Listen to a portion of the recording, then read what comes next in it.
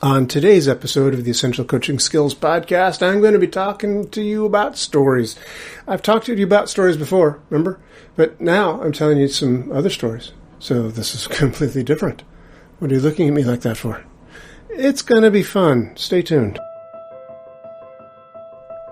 You are listening to the Essential Coaching Skills Podcast, a show devoted to uncovering the systems and the secrets that set the best apart, where you learn how to take your coaching clients to the next level, while you grow the coaching practice of your dreams. So sit back and relax, or sit up and get excited. Either way, you might want to pay attention. This could be important. Hi, and welcome back to the Essential Coaching Skills Podcast. Today's episode will be coming to you at a slightly slower speed, hopefully. I'm officially on vacation. I'm recording this at a beach house with my wife's extended family and extended family, at Bethany Beach, Delaware. Not that that necessarily means anything to you, but maybe it does. But it's a week off. But I decided I would just record this podcast because I like recording these podcasts, and hopefully you like listening to them as well. I was moved by responses I had from the people that listened to the podcast a few months ago, episodes ago, depending on how you're tracking these things, about stories and stories that I use in coaching. And I thought I would revisit that subject today because it is a subject that I think is very, very useful. The use of stories, use of anecdotes and metaphors in coaching of various kinds. Very, very useful. And funnily enough, let me tell you a quick story. One of the absolutely worst seminar experiences I ever had, at myself doing a seminar, delivering a seminar, was a number of years ago, thank God. It was a long time ago, hopefully receding into a distant memory someday. But it was a long time ago. It was very, very painful, very difficult situation because back in the early days of NLP, when I was first learning NLP from Tony Robbins and a few other people, so I think by then, this time, I'd actually gotten my master practitioner training from Robert Dilts, and I'd taken other classes from other people like, Tad James and Wyatt Woodsmall and Dave Dobson, et cetera. So I knew my way around the barn pretty good. But nevertheless, NLP was primarily used for therapy. We used to call them NLP therapies. We'd do an NLP therapy session. So we called them. We didn't use the term coaching at all. And it wasn't used for business. NLP was a therapy thing. It wasn't a business application. It was beginning at this point in time to be used for business, but very sparingly. So it was kind of a new thing. And this guy asked me to come, and I would try to be as circumspect as possible to, I believe it was in New Jersey, let's put it that way, and deliver a NLP application seminar for business. And I thought, sure, I could totally do that. And I prepared, and I got all these collected stories together. I was going to be teaching the things that I was going to be teaching. And when I got there are a number of strikes against me from the get-go. Generally speaking, when I've done seminars, I have done them in what's known as theater style. So the people, there's maybe a little stage set up in the front and a podium perhaps, but people are sitting in rows. There's just chair after chair after chair, and what's known as theater style seating. This was not that. This was, I don't know exactly what it's called, seminar style, classroom style probably. Everybody had a table. Everyone in the room was sitting behind a table that was usually for 2 to 3 people each. And then there'd be another table and then 2, 3 people and another table, 2, 3 people. And it stretched back as far as I could see. It felt like this, like an airplane hangar or something. It was just like, hello back there. Barely could see the people in the background. And of course, everybody was insulated against any sort of contact with me. They could be in their own little worlds. And I was way at the front on this little stage, and they had a couple of whiteboards and markers set up for me.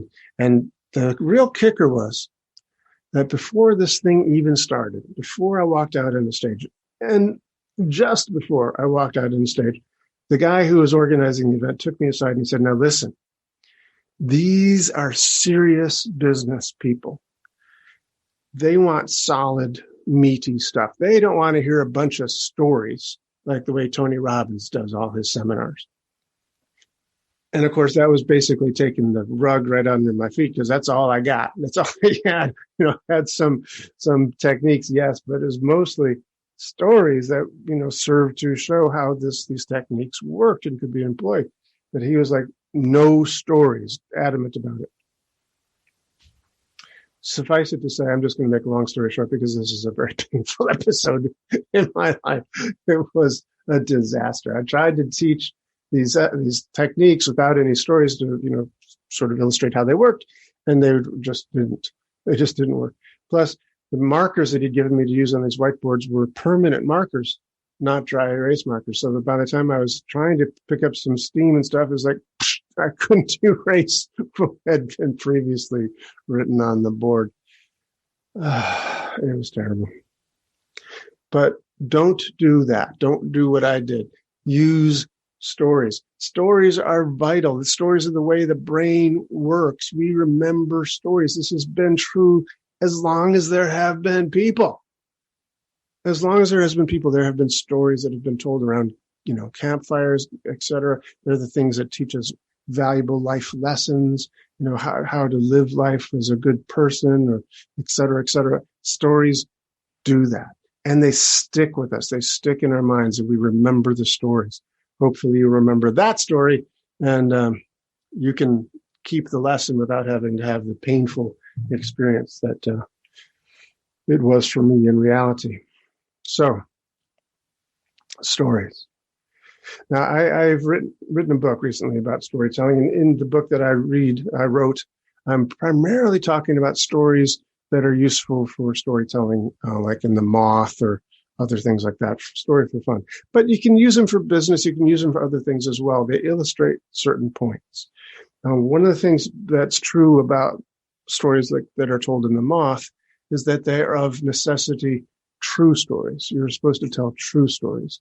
And in the book that I have just finished writing about telling stories, I actually removed somebody from the book that had been in the original draft, a man named Mike Daisy, because Mike, although he didn't necessarily, tell his stories at a Moth, he told stories in theaters.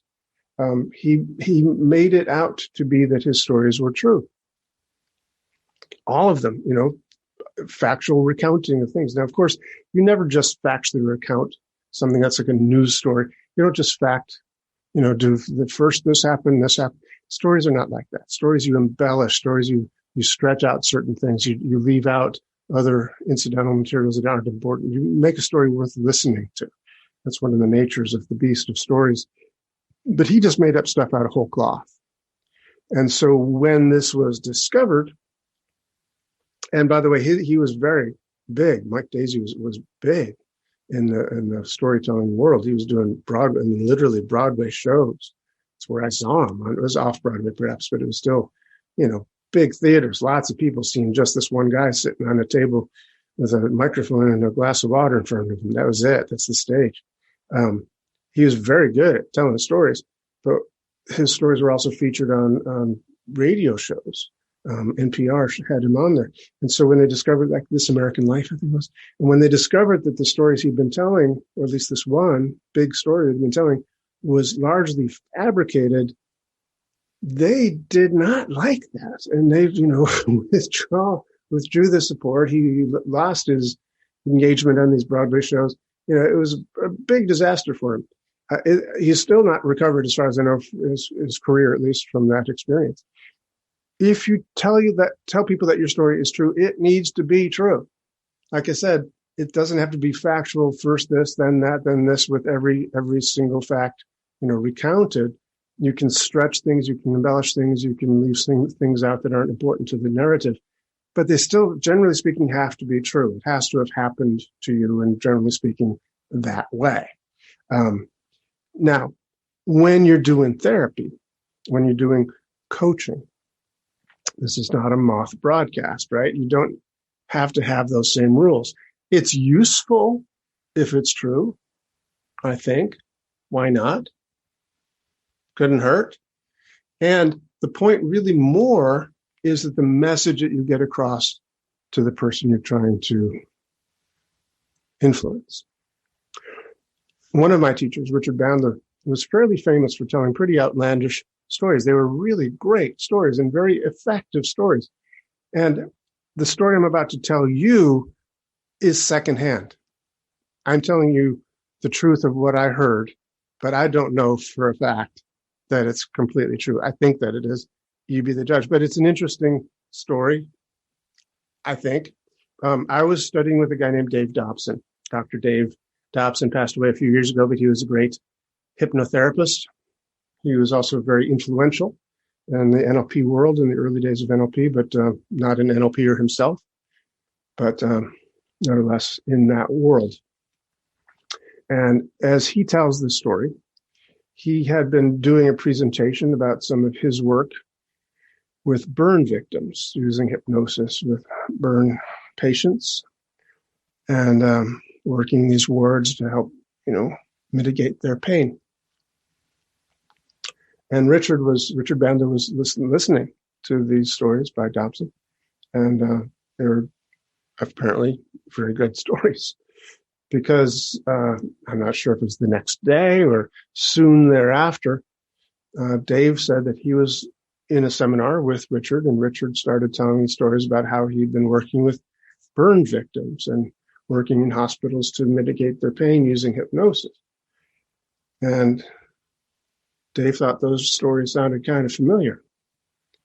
Now, Dave did not disrupt the seminar that Richard was conducting at that point. The seminars were being used, the stories were being used for a good reason within that seminar. People were getting good lessons from the stories. But according to Dave later on, he talked to Richard privately, and I can only imagine, but because I know both these guys. But according to Dave, what he said is basically, God damn it, Richard, if you want some experience, go get some. In no uncertain terms. And the effect that story, when Dave Dobson told that story to our seminar of people learning from him in a fun shop and other than conscious communication fun shop, effect on us, him telling us that story was for me to want to go out and get some experience of my own. So that's one of the reasons I volunteered for years at a hospital in New York. It's called Columbia Presbyterian Hospital. I volunteered to be in this department called the Department of Complementary Medicine, where we would offer hypnosis and other services to patients in the heart thoracic surgery wing. The department, they were going to be getting heart transplants or heart bypass surgeries or valve replacements. And I would do pre-surgical hypnosis with them. So I worked in a hospital for a good 6 years, really putting, my mouth where my money was, if you will. During that period of time, I also had to have an operation of my own. This is, again, just for the record, a true story. I was running marathons, and one day I was running from my apartment in Park Slope, Brooklyn, to Coney Island, Brooklyn, way off about 10 miles away, and then turned around and came back. So I was doing about a 20-mile run that day. I was working towards the New York City Marathon. Came back home, got in the shower, and noticed this very odd bulge in my abdomen that had not been there before. And it was quite pronounced and quite weird looking. So felt a little bit like I was going to have an alien popping out of there if I was in that movie. I'm glad I wasn't. And it didn't happen like that. But I did go to the doctor in the neighborhood, and he said, okay, well, you got two choices. I said, oh, cool, good, as I don't want to have surgery. If I can, I'd like to do some yoga or some meditation or something, to cure this thing. So, okay, well, you got basically two choices. He said, you could have surgery now. He said, or you could have surgery later. I said, oh, wow, thanks, doc. That's That's a great choice. And by the way, don't quit your day job. It ain't funny. At least it didn't strike me as funny at the time. It was kind of funny, actually. But anyway, I decided as long as I had to have the surgery, I might as well make it interesting. So I found a doctor. This is a long story I'm going to make very short right here. I'm just going to say I found a doctor who was willing to do the surgery without using any anesthesia. So I was just going to use hypnosis for the anesthesia part of the surgery. And so, as you can tell, imagine there'd be not every doctor would want to do that. So, and certainly not every anesthesiologist in every hospital would want to say, okay, yeah, you go ahead. I'll just sit over here in the corner. Apparently they kind of like to get paid for doing their job. Go figure. But it did happen. It did happen. And I finally did. I'm going to make a long story very, very short here. I did manage to go through this thing and have a successful hernia operation without using any anesthesia. Also, within that process, I also gave myself suggestions because I was listening basically to a tape that I'd made. So I was using some of the suggestions that I often give to the heart patients that I've been working with in the hospital. It's saying that there would be minimal bleeding in the operation. I told myself, as I had told many people, that there would be minimal bleeding in this operation and that only be enough to keep the wound clean. And one of the things that the surgeon told me afterwards, and she said she was astonished that this had happened. I was like, yeah, of course. But she was astonished that it had taken place. One of the things that she was most impressed by was that there was such little bleeding. Usually this is a relatively bloody operation. And so they go through several of these absorbent pads that, are on top of the operating table. And they usually go through 2, 3, or 4 of these things. And mine, they only used the one that was already there, and it actually didn't get any blood on it. It was just because I was using it that they had to throw it away. Otherwise, it was pretty intact. So hypnosis really does work. So the use for telling that story is multifold. It depends on what specific suggestion I want to give to my client for whatever particular reason that I might emphasize certain things. As an example, there was a section within this episode where I had to make a decision. So I can talk about how I go about that process of decision making, to step into my best self state and then ask myself, can I do A or can I do B and stay in my best state? And it automatically gets certain responses from my body other than consciously. And as long as I know what those responses are, then I can make a very congruent decision. It's a great process to do. It's a good story to be able to tell. So these are all examples of true stories that I can use in a variety of fashions depending on what the point is that I want to be able to make. So do your stories have to be true? Not really. And if you can find stories that are true, so much the better, because you can always tailor them to fit your particular needs. Now, Milton Erickson, as you probably are well aware, Milton Erickson, famous for what we now call Ericksonian hypnosis. Milton Erickson was very famous for his storytelling. And when people hear that, they generally speaking assume that the stories he would tell would be stories like, once upon a time, there was a prince who lived in a castle and he was visited by 3 ghosts and whatever, story, sort of fairy tales, or a princess who went to battle for her kingdom or whatever. There's a fairy tale sort of situation. Erickson's stories were not like that. Erickson's stories were stories from his childhood, like as he was slopping out the stalls in the farm that he grew up on, or how he learned to walk again or talk again after having polio.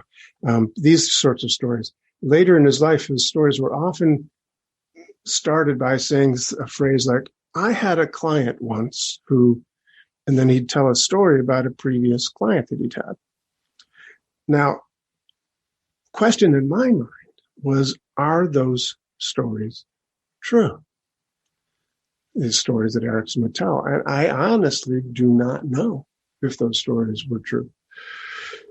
Many of the stories could be corroborated by Erickson's own papers. He wrote 100 or more papers that were published, the collected works of Erickson. You can look things up if you want to. But there's so many there, you got to figure they probably are true stories. He worked with a lot of clients over the years and had a lot of interesting stories to tell. So odds are good. Odds are good. And if you worked hard enough, you could probably cross-reference the stories that he was telling with those case studies. I have never done that. I will tell you the truth right now. It didn't seem all that necessary. But you can do that. There are wonderful lots of stories that are useful, whether or not they're true. But just the point is, if you tell people they're true, they should be at least pretty darn close to true. Or if you tell people that you did something, it might be good if you actually had done that thing that you're claiming to have done. The story will be just as effective if you said, like in the previous example, if Richard Bandler had said, well, Dave Dobson would go into the hospital and he'd tell these stories, be just as effective. It really would be. But I will admit to you one thing I do from time to time that is not necessarily true. I will do a Richard Bandler from time to time, and I will tell stories, very short stories, maybe more anecdotal type things, and attribute quotes to people that didn't necessarily say them. Quotes are a great way to give advice. So, for instance, if I said to you, oh, wow, yeah, I hear what you're saying. Abraham Lincoln once said, and then give a piece of advice coming from the mouth of Abraham Lincoln, that's great. It's a great way to give that advice without it having to be quite as confrontational. Like Winston Churchill once said, and this is true. Winston Churchill once said, if you find yourself going through hell, keep going. That's an actual quote by Winston Churchill. Thomas Edison, you've heard of him. He invented the light bulb, or at least gets credit for it. He said, many of life's failures are people who did not realize how close they were to success when they gave up. Good advice. Good advice that you can impart to your clients by telling them that Thomas Edison said this. Another way you can do that, however, is you can use it as a situation where you're telling a story and someone gives you advice in your story. Like, for instance, if I said I was a kid and let's say that I was playing out in the street with all my neighborhood friends, and we were playing kickball and I got hit. I'm making this up. If I got hit in the face by a hard kicked ball that my next door neighbor Jimmy had kicked, and it hit me in the face, and I, was so upset that it hurt so much, but I didn't want to cry in front of all these other kids, so I ran into my house and was crying, and didn't cry until I got in the house, and then my grandmother held me and said something like, my grandmother said, do, right? So I'm making the story up. I could put whatever words I want to in my grandmother's mouth at this point, right? So at this point in time, I can now say, my grandmother said to me, Doug, you should do this.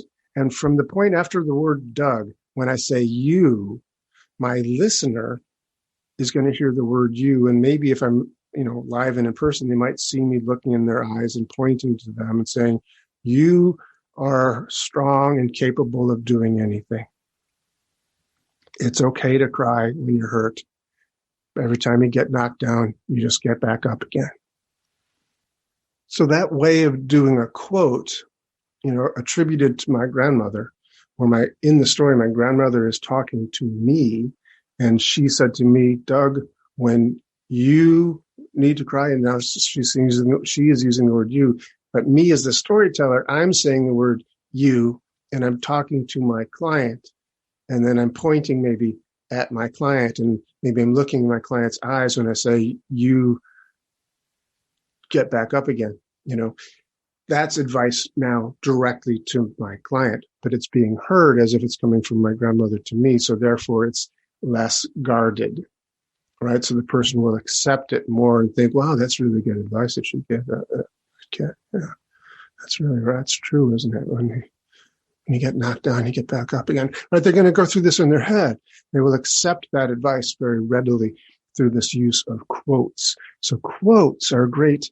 We call them an Ericksonian language pattern that you can use from Milton Erickson, that you can use to impart wisdom. Quoting Milton Erickson, quoting Thomas Jefferson, quoting Abraham Lincoln, quoting your grandmother. True or not, better if they're true. Does it really matter? Especially if it's, somebody like your grandmother they can't do the double check on. But you want the advice to be certainly good advice in those cases, don't you? So I'm going to keep this relatively short on this vacation episode of the Essential Coaching Skills Podcast. Hopefully I haven't been talking too fast. I just want to leave you with one more quick little story. And forgive me, I don't know sometimes if I've told you these stories before or not. I may have. I tell a story a lot. There's a artist, a painter by the name of Chuck Close. Chuck Close is his name. And Chuck Close, I first heard of a long time ago, back in the 60s. He was famous even then. He's one of those rare artists who has been extremely successful while alive. A lot of times people like Van Gogh, most famously perhaps, was a pauper during his lifetime, and now his paintings are worth, millions of dollars each, but he never saw a penny of that. Chuck Close is doing very well for himself, thank you. Financially, he's done very, very well.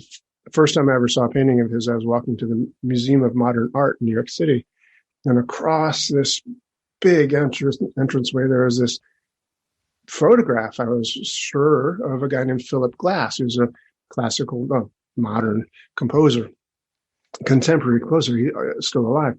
He's written things like Einstein on the Beach, things like that. I was a composition major in my college, so I knew who that was, and I saw his face. Like, wow, there's a photograph of Philip Glass over there. What's up with that? So I walked closer to this thing. When I got right up close to it, I realized it was not a photograph. It was a painting. It was a photorealism painting of Philip Glass. He was 25 feet big, his face was, on this painting. Black and white, so it was, various shades of gray. But boy, amazing painting. And Chuck Close was famous for these sorts of portraits. He's done a lot of them. But as time went on, Chuck started having physical challenges, and it turned out he has some sort of degenerative disease. And these days, if you were to walk into the Metropolitan Museum of Art or the Museum of Modern Art in New York City, if you were to see one of his current paintings, you might look across a grand hallway of many hundreds of feet and see a similarly sized paintings, perhaps even of Philip Glass again, in color, no doubt, these days. But a bit much more impressionistic looking, definitely a painting from a distance, but you could tell very easily, very clearly, it's a very nice painting of Philip Glass. But then as you walk across this large entranceway towards it and get closer and closer to it, it looks less and less like Philip Glass. It looks more and more like a collection of globular blobs of paint on a canvas. When you get up right close to it, it's indecipherable as a face.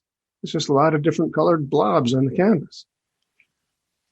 Part of the reason that's true is that Chuck can't hold a paintbrush with his fingers anymore. He has no mobility like that. He can't do that same kind of work that he used to do. But he does paint still. And he will go to his studio every day. I assume it's every day. I might be wrong about that, but he goes to his studio when he goes to a studio in a wheelchair, one of those motorized wheelchairs. And he gets there, and his assistants help him get set up, and they Velcro a paintbrush to his hand because he can't control it with his own fingers, so it's literally strapped onto his hand. And he takes these globs of paint and applies them to the canvas that has been pre-divided into quadrants, so he can tell where the globs are supposed to go. He's got it set up on a computer that he's done, and so he knows exactly what color goes where into what quadrant, etc. But he does it. He does it all. And he's interesting because he says, inspiration is for amateurs. The rest of us show up and get to work. Now, I tell that story a lot to my coaching clients because a lot of times people will come to me from a Tony Robbins workshop or something like that, and they feel like they've got to get into a peak state in order to take massive action to do these big things. It's like, yeah, no, you don't. I mean, you can, sure, go ahead, do that. And maybe you could just, get to work. Just show up and get to work. Just, have a plan, execute the plan. Show up, get to work. Inspirations for amateurs. When you get really good, when you know what you're doing, just do it. Just get started. Just have a plan. Say, I'm going to start by 9:00 and go do it. I might have told you that story when I was talking about Henrik Gibson. I remember telling you about Henrik Gibson weeks past. I might have told you about Chuck Close too. Forgive me if I did. If I did and you didn't, stop the tape already, that's on you. But I apologize. I will review and make sure I have only fresh stories next time I bring up the subject. But until then, thank you for tuning in today and hope you had a good time. Be well. This has been the Essential Coaching Skills Podcast. Thank you for being here. It's a pleasure seeing you again. Hope to see you again real soon. Come back next week when we have another gripping and exciting episode of the Essential Coaching Skills Podcast. And if you want to, you can find out more about us, each and every one of us, at essentialcoachingskills.com. Thanks.